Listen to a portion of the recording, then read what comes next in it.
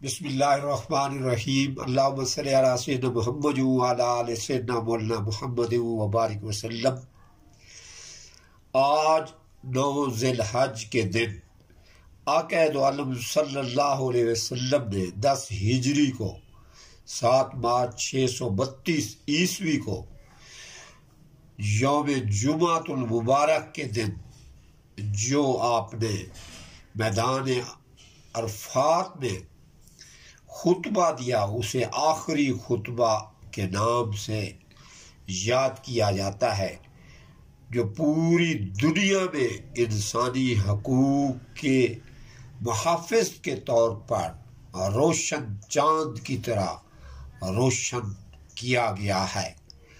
آپ نے اس موقع پر فرمایا، جس کا مفہوم اس طرح سے ہے کہ اے لوگو، میری بات کو غور سے سنو، اور شاید میں اگلے سال تمہارے درمیان موجود نہ رہوں۔ میری بات کو سنو اور اسے دوسرے لوگوں تک جو حاضر ہیں وہ اس کو سنیں، جو غائب ہیں حاضر ان تک پہنچائیں، کہ یہ یاد رکھو کہ جس طرح یہ آج کا دن، یہ مہینہ اور یہ جگہ عزت و حرمت والے ہیں، بالکل اسی طرح دوسرے مسلمانوں کی زندگی عزت اور مال حرمت والے ہیں۔ لوگوں کے مال اور امانتیں ان کو واپس کرو۔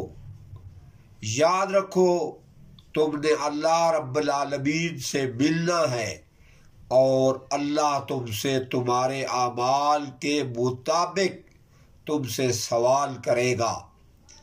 اسی موقع پر آپ نے سود کی لعنت کو ختم کرتے ہوئے فرمایا، اللہ نے سود کو ختم کر دیا ہے، اس لیے آج سے سارا سود ختم کر دو اور معاف کر دو۔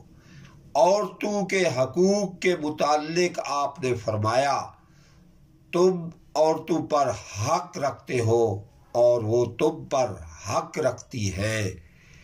عورتوں کے معاملے میں نرمی کا رویہ قائم رکھو۔ فرمایا کبھی بدکاری کے قریب بھی نہ جانا، اور فرمایا کہ تمہارے اوپر اللہ تعالیٰ کی عبادت فرض ہے، 5 وقت نمازیں فرض ہیں، رمضان کے روزے فرض ہیں، زکوٰۃ ادا کرتے رہو، اگر استطاعت ہو تو حج کرو۔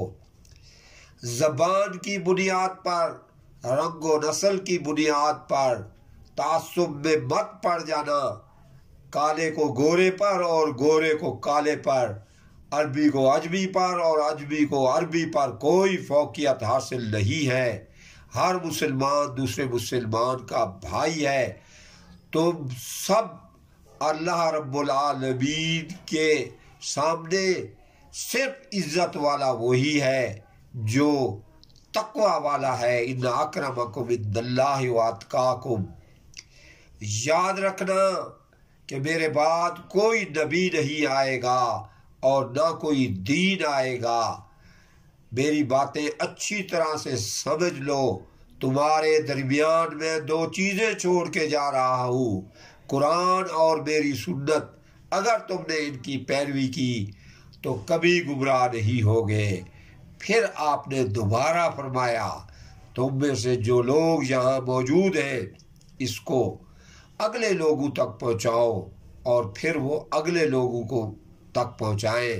پھر آپ نے آسمان کی طرف چہرہ اٹھا کر فرمایا، اے اللہ گواہ رہنا، اے اللہ گواہ رہنا، اے اللہ گواہ رہنا، میں نے تیرا پیغام تیرے لوگوں تک پہنچا دیا ہے۔ اور لوگوں سے پوچھا تو سارے مجمع نے عرض کیا، صحابہ کرام نے، یا رسول اللہ صلی اللہ علیہ وسلم، آپ نے صرف پیغام کو پہنچایا ہی نہیں ہے بلکہ پہنچانے کا حق ادا کیا ہے۔ یہی وہ خطبہ مبارکہ ہے جس کو آج اقوام متحدہ نے انسانی حقوق کے معاملے میں آپ کے جو روشن الفاظ تھے، کسی کو کسی پر برتری حاصل نہیں ہے، عورتوں کا خیال رکھو، لوگوں کا خیال رکھو، ان کے حقوق کا خیال رکھو، اقوام متحدہ نے آپ کی گفتگو مبارکہ کو اپنے چارٹر میں جو ہے وہ شامل کیا۔